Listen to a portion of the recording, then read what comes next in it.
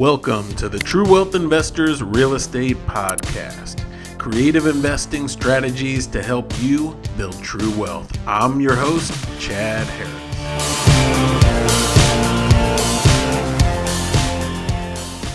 Hello, everybody. Welcome back. Glad to have you. Today we are talking about, we have a guest, and this is a replay, but it's really important on rehabbing houses. But before we get to that, one of the core beliefs of True Wealth is that we are pursuing freedom, right? All of us listening, all of us a part of True Wealth Investors, we all want some kind of freedom. Now, a lot of people talk about financial freedom, but um, almost more important to me is time freedom, right? I also love geographic freedom. I like that I can work from Florida or here, work from my farm if I want, if I need to. I like time freedom that I can go those places when I want and that I don't have to work when I'm at there. And so all of us are after these types of freedom, right? But you can add in other freedom, relational freedom, where you get to work with the people you want to work with.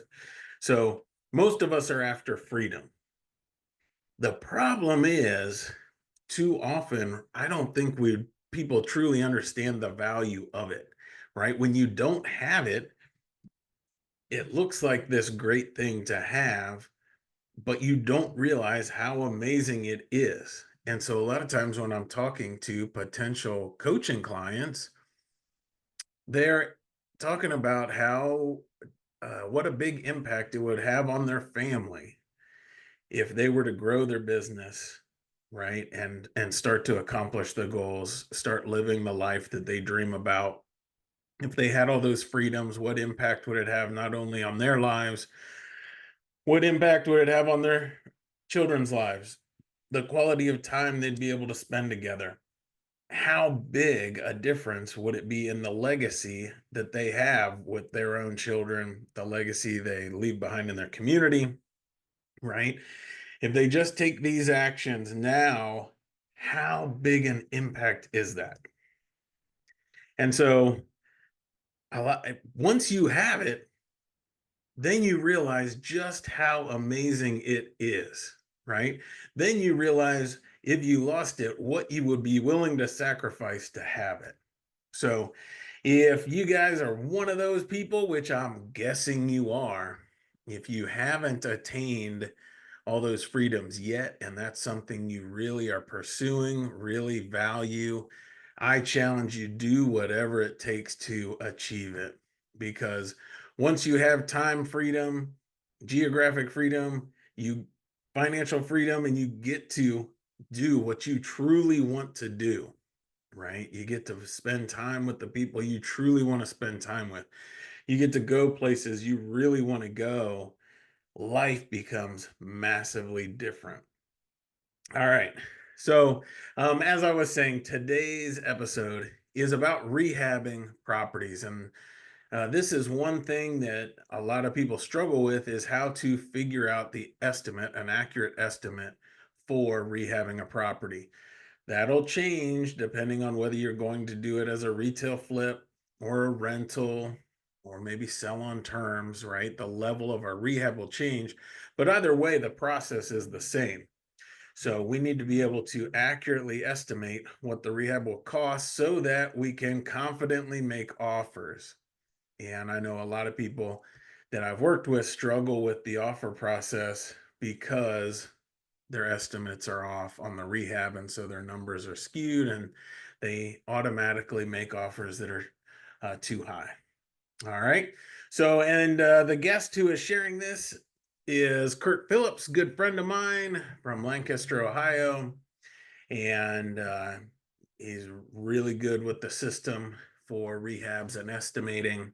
If you like what he has to say and you want to hear him talk about more things, he'll be the guest speaker on the Buying Without Banks meeting next week, and I'm going to share the link for that in the notes. So if you want to attend that, he's going to talk specifically next week about how to make more money in your real estate business using creative financing so that you can leave your job. All right. Attain that freedom. If you have the perfect job and you don't want to leave your job and you have freedom within your job, then you still want to hop on so that you can learn how to make more money and leverage your business for more freedom. All right. Enjoy the interview and we'll catch you next week. So, Kurt Phillips has rehabbed a lot of properties successfully for both fix and flips, where he sells them retail, or buy and hold. And Kurt and I met years ago. I still remember the first time I talked to Kurt. I'd heard about him, and we were talking on the phone. I was on vacation in Florida, and I remember talking to Kurt, and I was hearing his story. I was like, man, this guy runs his business just like I run my business. It was all financing deals through private lenders and then refinancing, focused on buy and hold, doing some flips. And so I really liked the way he ran his business. Now I've gotten to know him very well over getting to know him over years. We run a weekly mastermind together. And so we've been talking weekly. I don't know, is it 3 years, 3.5 years, somewhere around there? Been a long time. And so I not only, now that I know him really well, I not only respect his business, but I respect the man that he is and the integrity that he has. And he is here solely to share information and help you guys. All right. So there's no ulterior motives or anything. So without further ado, go ahead, Mr. Kurt Phillips. The stage is yours. Awesome. Well, it's a pleasure, obviously, to be with you guys and talk about rehabbing, which is something that I've gotten wrong and I've gotten right many times. I think somebody said something about learning from a guru. I am far from that. I've actually heard people say I've never lost money on a deal, and unfortunately, I messed up that run pretty early on in my investment career, and I've even messed it up not so distant past. So I've learned a lot. I think I've rehabbed, I don't know, 40 or 50 properties, and I'm primarily buy and hold. And Chad's right. That was actually, he and I hit it off really quickly because we built our businesses very similarly, but we also found that we had a lot in common in the way that we raise our families, the way that we have vision for what we want our business to be. I respect Chad. I mean, his business serves his lifestyle, right? That he has a lifestyle, he has family time, he has those things that he wants. And it's because he's been intentional about how he built his business. And we just respect them so much. And we've tried to kind of do the same thing. So I've not built this massive fix and flip business that consumes my time, because that's just not the vision for our family. I have six children. And I like spending some time with them as much as I can. Of course, sometimes I got to get out of the house and get away from them. So it's not like I don't do anything during the day, obviously, but the goal wasn't to build just this massive portfolio and flipping business that would consume all my time. All right. I was a UPS driver before I got into real estate for 12 years. So grew up very blue collar. I poured concrete before that and worked with my hands and got into UPS. And for me, real quickly, just UPS, I didn't mind the work. I actually enjoyed it. But for me, the job is kind of like wearing somebody else's shoes. It just didn't fit what I wanted for my life. And so in stepped real estate, and my wife, I do this together. We've been doing it for 7 years full time. I was able to walk away from UPS and pursue real estate. And there for a while, the first couple of years, I'm like, I heard a rumor that real estate could make you money.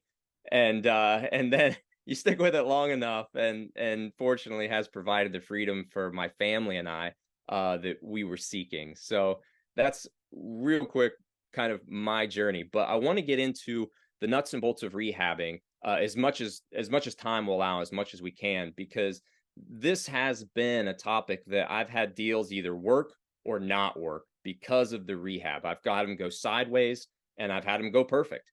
I can tell you that primarily I buy and hold. I like building income that continues to pay me over time.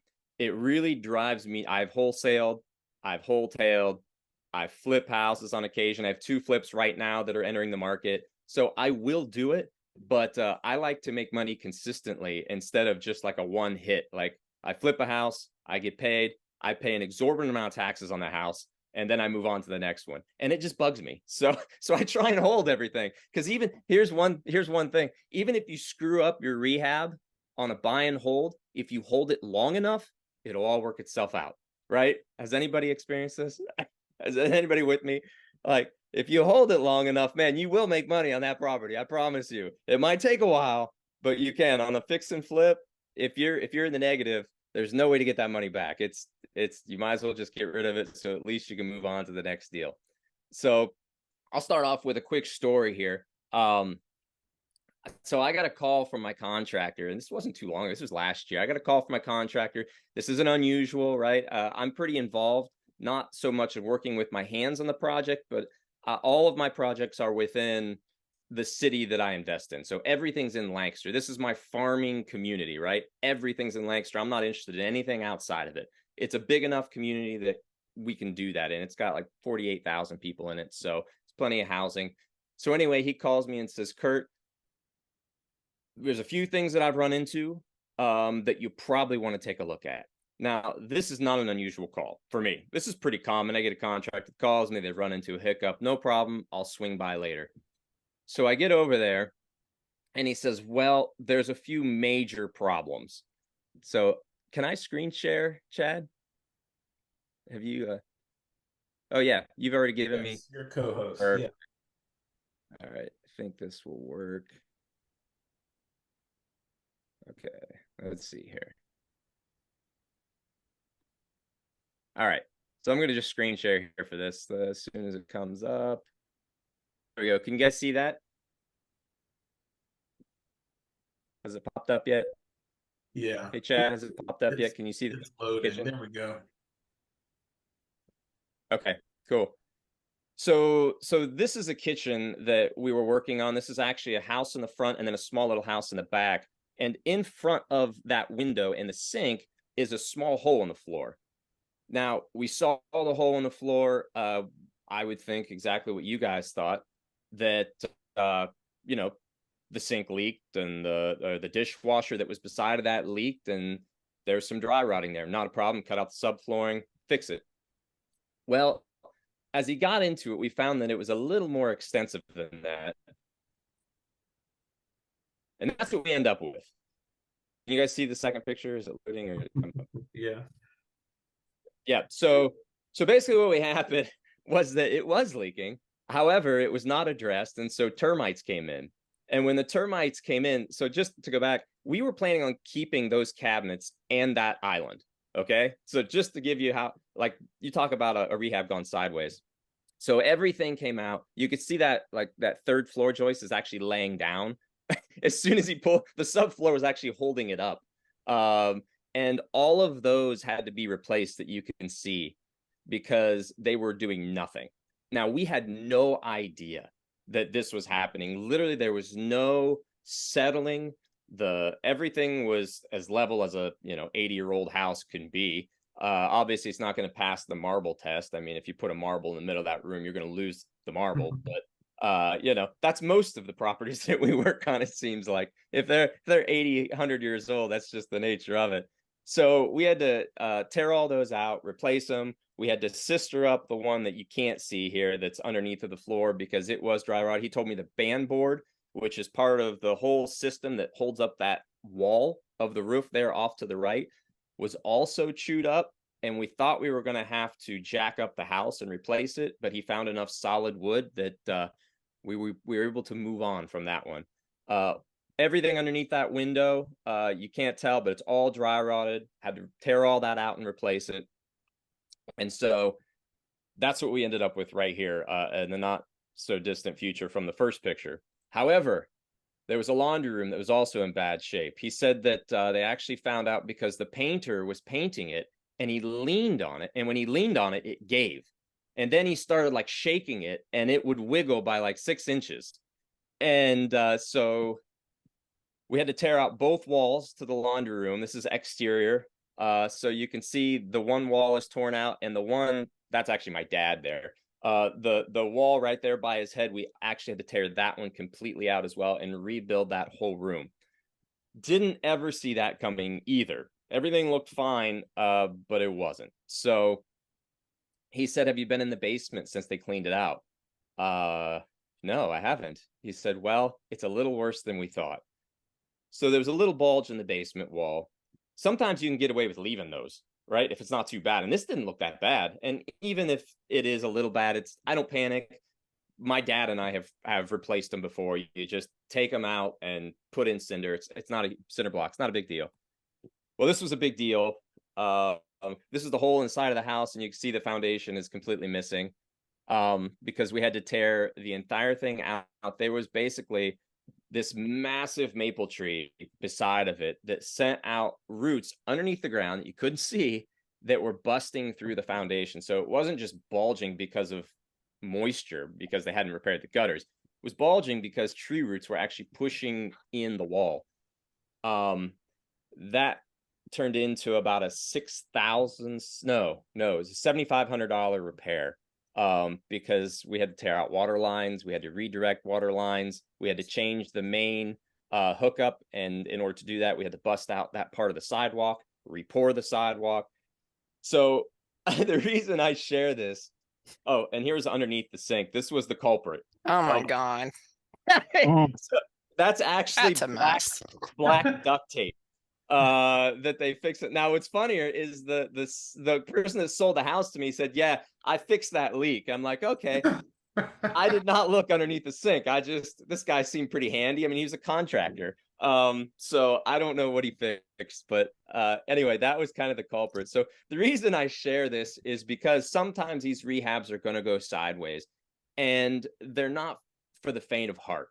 On this whole deal, we're actually getting this refinanced right now. We just had the appraisal done on Thursday of last week, so I'm waiting to see if it appraises. It needs to appraise for about $235,000, and if it does, we're going to get all our money back, and we're going to move on down the road.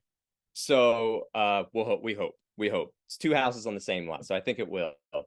But sometimes there's things you get into that you just can't see, and you want to make sure and build in a buffer for those unseens. And I'm going to get into exactly how I figure what kind of buffer. I didn't even build in enough buffer on this property. This one is actually probably going to save me, because just like in your guys' market, everything's appreciating so fast that it's worth more than when I bought it. And I think that's going to save me, but that's not usually the case in every market, right? And I think that's not going to be the case moving forward. So, okay, let's see here. Okay, so just to throw out some steps, and then we're going to get into the nitty gritty. And again, this is going to be really quick for you guys, because each of these could be a topic in and of themselves, but I want to get to the rehab and figuring that all out first. So as you're establishing rehab, you got to have a baseline to stand on, a foundation to stand on. And in order to do that, you've got to become an expert in your market, right? So wherever your market is, I usually encourage, my wife and I do a lot of coaching. We don't anymore, but we have coached, I don't know how many students, but one of the things we tell them is to figure out your farming area, your farming community, especially early on when you're starting off. You've been in this game for a while and you want to invest in different cities and different areas, then you can kind of figure out the lay of the land and get in a rhythm of how to do that. But especially early on, if you could become an expert in a farming community, and if you're in a big city, like Columbus is our closest big city, I would even narrow it down to neighborhoods, and I would farm those neighborhoods and become an expert in those neighborhoods, in my marketing, in my rehab costs, in cost of materials and labor, and all those different things. So know the value of these properties when they're fixed up. You want to be an expert on that. You can get on the MLS, well, there's not much on the MLS, but you can get on the MLS and look at what things are selling for. Go to different meetups and ask people if they fixed and flipped what they're selling for, all those different things. You want to know your competition. What are they purchasing houses for, right? What are they selling them for? What's their marketing? What are they doing? That's super helpful if you can know those things. Step 2, establish a budget based on your exit strategy. Um, some of the guidelines. So, like Chad said, we buy and hold or flip. Really only do one or the other. And it's based off of what I think the rehab's going to look like, what I think it's going to sell for. And I only flip single family houses, right? Because it makes sense that that's a broader buyer's market. For my rental guidelines, guys, we have a saying in Running Creek Properties, which is kind of our properties, is clean, fresh, and safe. That's what we're going for. Clean, fresh, and safe. We're not putting granite countertops in our rentals. You might in your market, but we're not in ours. We're gonna put flooring, we're gonna put paint, we're gonna make sure it's nice, we're gonna make sure that when they walk in, it doesn't smell like it did when we bought it, right? It's gonna smell fresh, it's gonna smell good. When they look around, we want them to say, wow, this is really nice. That's what I'm going for. That's that. It doesn't need to be perfect. There's a lot of things that our residents will not care about, right? My dad actually helps us on some of our properties. He's 82 years old and he has an eye that doesn't work so well anymore. And he likes to paint though. And so we let him paint. And you can imagine a one-eyed guy painting straight lines on it's just not going to happen. And it doesn't have to be perfect. It just needs to get on the walls. My flips, they need to be pretty close to perfect, right? Because they're going to bring inspectors in there and the professional inspectors, and they're going to go through and find anything that's wrong with your house. So you want to get rid of now we usually get rid of peeling paint actually for a rental as well.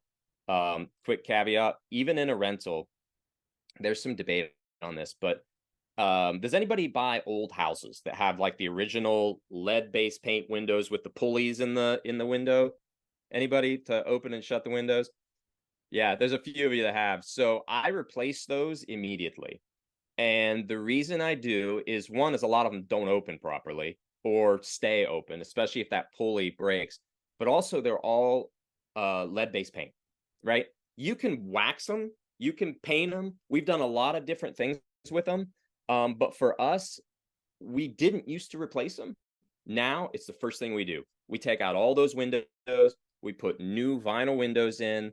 It's going to cost roughly $350 with labor and materials per window. It can cost over that, depending on if you go with another company. I won't pay more than about $440 a window, and that's with a company that, like, if I need them to be in and out because I don't have my guys that will help me.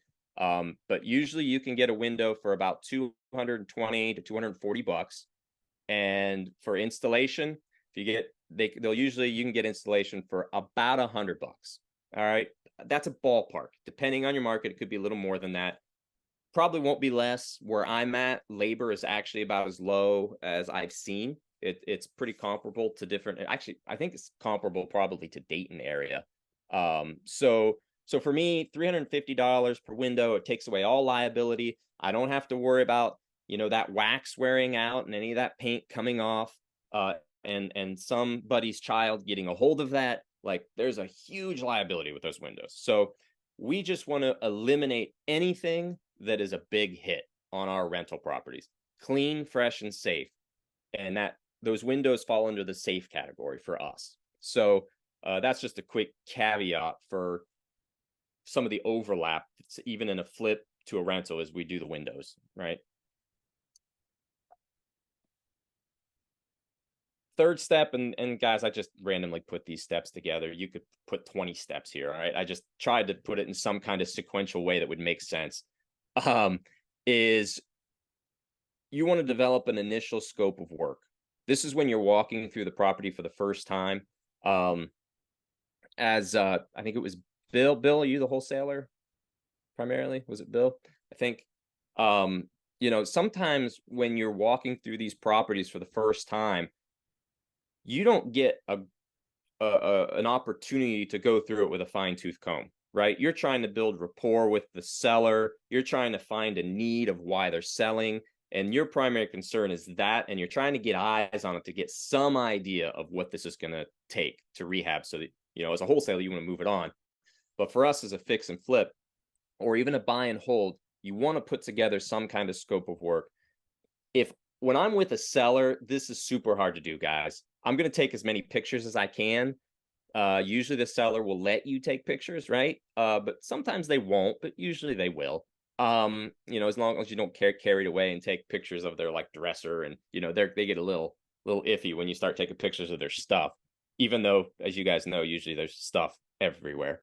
But you want to somehow get an idea that you could put a scope of work. And one of the ways I do this is on a Google Sheet. All right. I go to a Google Sheet, and I'll actually show you my sheet that I use.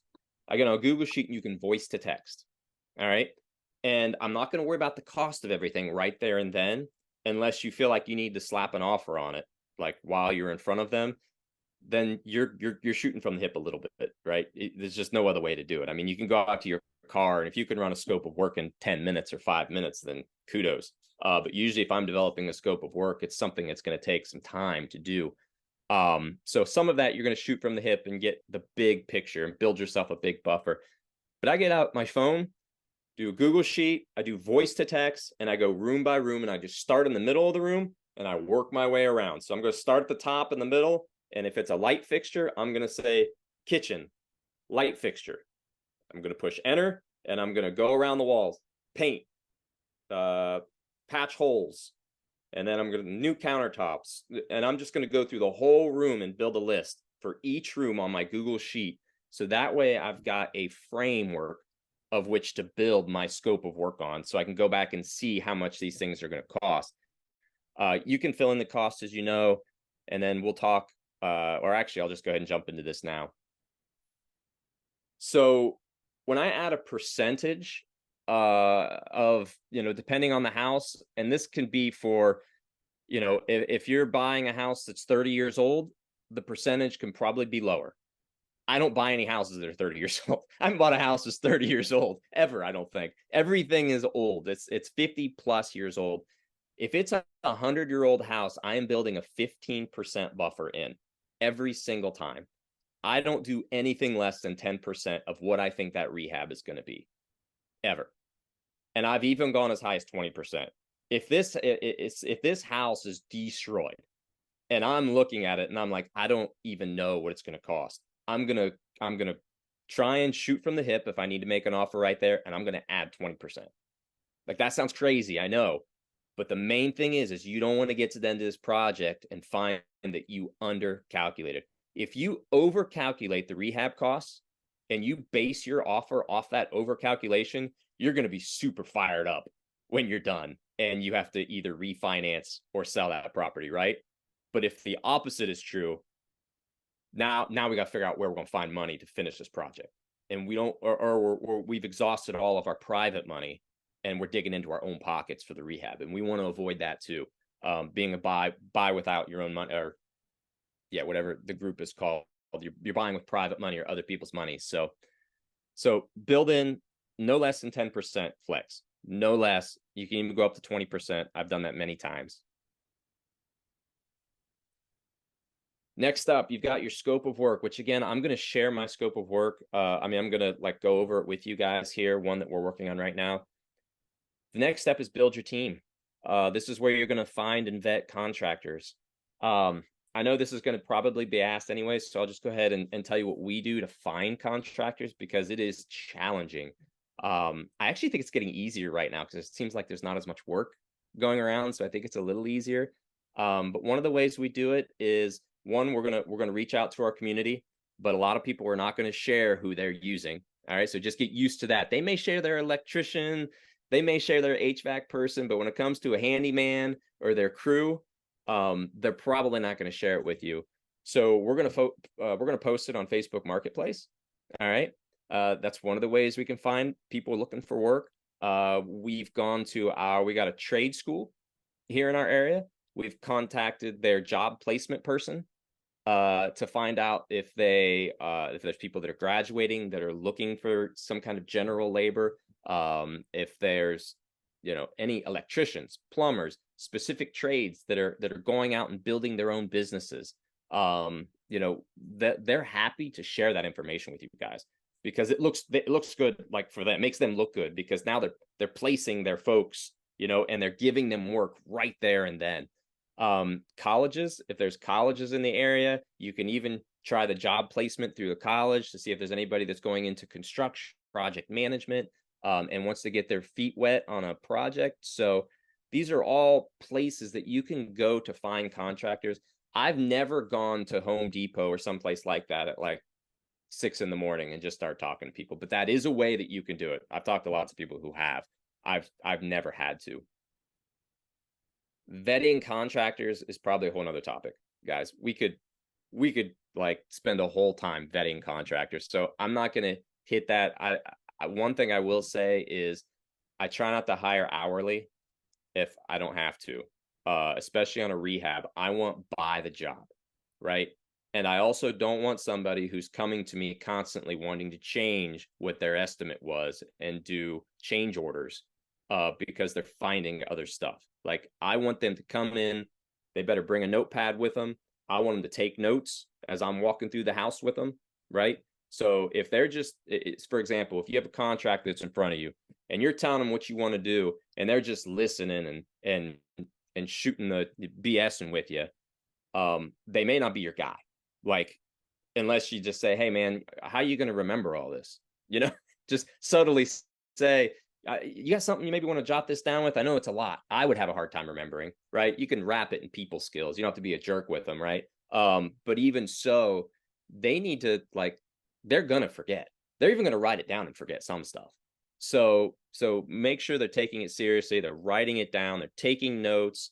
They're measuring. If they show up with a measuring tape, I know, show up with a measuring tape and you're saying we want vinyl flooring in this room, and they just eyeball it. How could they possibly give you an accurate estimate without getting their measuring tape out and measuring that room? How are they going to give you a good price for a countertop if they don't even measure how much countertop they're going to put in? So these are all little things that I'm just watching for. I'm watching to see how professional they are. So all right, and then onboarding contractors is another area that again, that's something that we have a whole onboarding that we do, but I'm not going to get into all of that unless you guys ask me to at the end. All right, know your numbers. We're going to get into numbers here in just a second. So most flippers do not know their actual profit. There you go. The cat's out of the bag. They don't actually know what they made. It's kind of one of my pet peeves when flippers start throwing around big numbers. You know, I made 60 grand here, 80 grand here, 120 grand here, and it's always a round number. And I'm always like, okay, I don't know. I don't know, because I also know you're going to pay about 30% up to 40% taxes on that number on a fix and flip, depending on what your income level is. So I'll take those things with a grain of salt whenever you hear that. Don't let that discourage you. If you're like, I haven't had a flip that made me 90,000, you know, hopefully you will, but don't let that deter you. Figure in your taxes when you're doing a fix and flip. Figure out how much you're going to pay in taxes. Like you can guesstimate, right? You can guess you're going to pay 20%, 25% in taxes on that. That way, you know. We have a saying that my wife and I are always telling ourselves, that there's actually an 11th commandment. It actually didn't make its way into the Bible, but it's thou shalt not fool thyself. And if we think our profit is going to be 80,000 at the end, and we're going to take that and use that 80,000 to do whatever, we're fooling ourselves. You're going to pay taxes on that. There's going to be holding costs that come out of that, you know, before you sell the deal. So just keep all that in mind. Keep track of how much things cost. Keep all of your estimates. Every estimate you get, I keep every single one and I file it, because I can't remember how much everything costs. You guys may even ask me on this meeting at the end, how much do you pay for this? And I'm like, I'll have to look. I mean, I don't do it every flip. I don't do it every rehab. So I need to keep that so that I can go back as a point of reference. And this is a big one. If you can keep on your rehab for whether a flip or for buy and hold, if you can keep up-to-date numbers, this is hard, guys. Like, this is really hard because it takes a lot to do. And what I mean by up-to-date numbers, I mean weekly. You go in and you update where you're at on that rehab based off of your budget. It will make everything go smoother. And it'll also help you to make decisions on what you're going to do and what you're not going to do, especially on a buy and hold. On a flip, sometimes your back's up against the wall and you've got to do things. You can't just pass them up. But that will keep you on track. So at the end of the week, you can look and say, okay, I figured 25,000 for this rehab and I'm at 12,132. Okay, I'm on track. Or you say, oh crap, we're way over budget. What can we do here to change? And so you can course correct and you begin to think through that stuff of what you can do. If you're a numbers person, kudos to you. You can do that. My wife is actually the numbers person. I have done this in the past when we first started, but then when she came on board, she kind of took over. Bookkeepers a lot of times won't do what you need. And so honestly, there's no good news here other than you're probably just going to have to roll up your sleeves and do it yourself in the beginning until you find somebody that can help you with it. But that is absolutely huge, critical weekly if you can know your numbers. All right, I'm going to see. I'm going to stop sharing for just a second and then reshare, because what I want to do now is I want to give you guys specific numbers. Is that good? Like how much I pay for things as far as labor, materials, and whatnot. Are you guys interested in that? Yeah, Okay. that was awesome. Okay, cool. Let me just pull it up here so I can share it. Okay, there we go.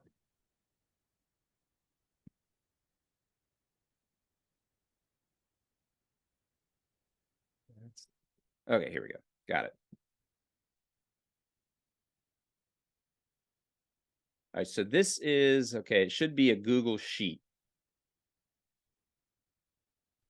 Let me know. Somebody give me a thumbs up if you can see it. Yeah. Okay, Yeah. cool. All right, so this is my sheet that I do quick.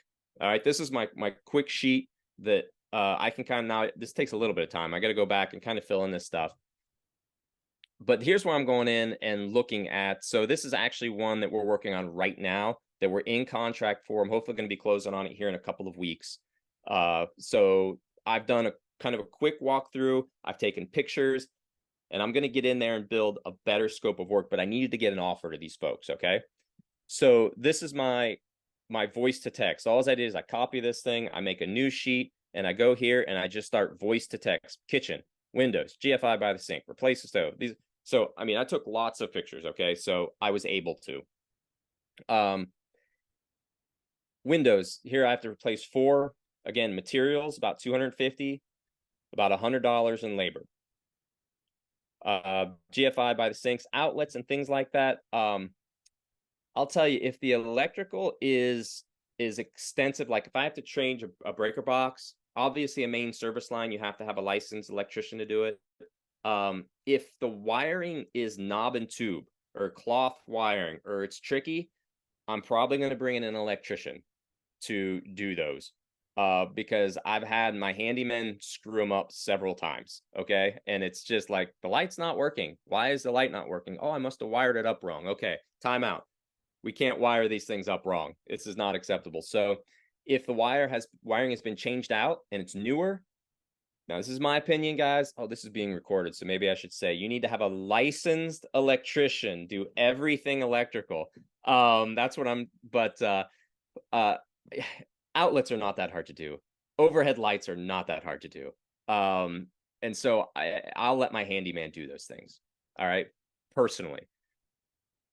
So you can take that with a grain of salt. All right, I have replaced the stove. We put in new stoves and new refrigerators, even in our rentals, guys. We used to put in used, but they just break and it's more effort than it's worth. We're trying to build a lifestyle business, one that serves us. And if we put old stuff in these properties or used stuff, now we're just like, it's very stressful when a refrigerator breaks and they lose all their food. It's very stressful when their stove breaks and they can't use a stove and it's a Saturday at 8 o'clock. Like, these are just things we just wanted to eliminate all that stress, right? So we put in new appliances. Again, take it with a grain of salt. This is just what we do now. We didn't used to do that. Let's see, light underneath the sink. Let's see what else. Paint the walls. Here we go. So you guys might not be able to see this. For painting, I want to pay about $2 to $2.50 a square foot. All right. If you hire a professional painting company, they're going to be, I don't know, I haven't hired one forever, but what, 450, $5 a square foot? Anybody hired one lately? Is that close? Uh, well, anyway, I can't see everybody, but so $2 a square foot. I get all my paint from Sherwin-Williams. We have a pro account with Sherwin-Williams. So this recently, I just looked. We're at 28.45 per gallon for wall paint. You may be able to get it cheaper somewhere else. If you can, go for it. But Sherwin-Williams gets our stuff ready for us. We call it in. They're easy. They know my name. Super easy. You can actually do it all online too. And if you do it online and you get a card, you can actually get their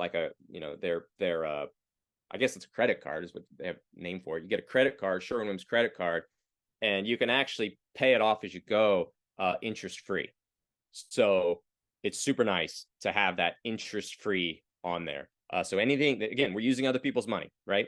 So ceiling paint $16.95, and then you can figure 1 gallon will cover approximately 400 feet.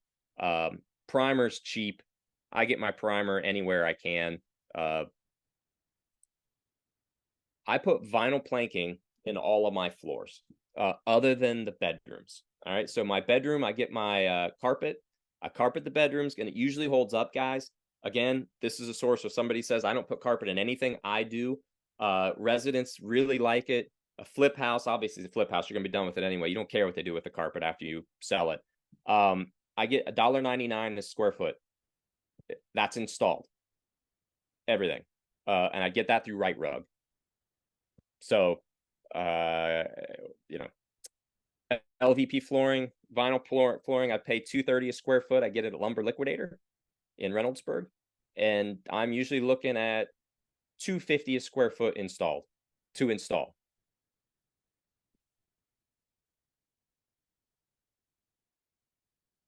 Countertops, I didn't put in a specific cost here. This is actually a really small house. This house is 717 square foot, I think.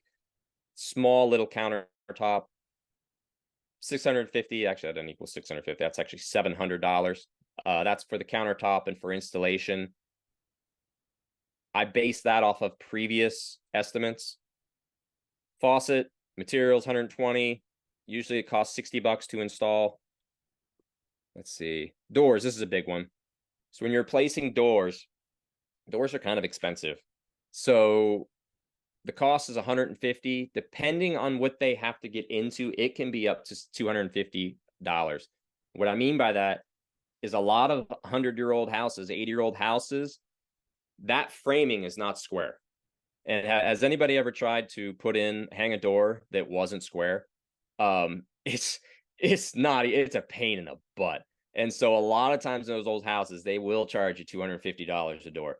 Just figure it in. And man, if you can get somebody to do it for $150 a door, which I have, then go for it. But I figure high, because when I'm figuring out what I'm going to offer, I want to figure high in my rehab, because I don't want to be caught at the end holding the bag. I'll tell you what, let's go ahead and let's open it up to questions now, because I don't know when exactly you guys end, but is there anything that you guys, as far as figuring out what things cost, that I haven't covered? Go ahead and ask, and hopefully I can answer it. I will say, yep, Oh, go go ahead. ahead. No, I was going to say roofing is one of the things I get asked about a lot, like how much it costs per square. I have no idea. So I'm just going to let that one out now. We have a roofing. I've put on enough roofs that we have a company that we use that is just flat out cheaper than everybody else, and they do it right. I don't even know what they charge me per square. I look at the roof, and I guess like this roof on this house, 717 square feet. How many linear feet is it? On the outside, I think we've got 106 linear feet. So it's not a very big house. Based off of that, I bet you they'll replace this for $3,500. And I'm pretty darn close. So it's pretty cheap. I don't have to replace the roof on this one, but if I did, that's what I would be on this particular house. But I have no idea what they actually charge me per square. So go ahead, Chad. Oh, we got a couple questions in the chat, but I was going to go ahead and say, specific to cost, you guys can either put your question in the chat or just click off mute and ask away. Were there questions anybody had on pricing or contractors? The one in the chat was, do you ever see contractors who looks to take advantage of investors by inflating prices? How do you avoid that? Yeah, so I mean, honestly, the best way to avoid is have something to compare it to. If you've got somebody who's in the game, shoot them a text. How much would you charge for this? We are adding new episodes every week, so make sure and subscribe and check out all of our content at truewealthinvestors.com.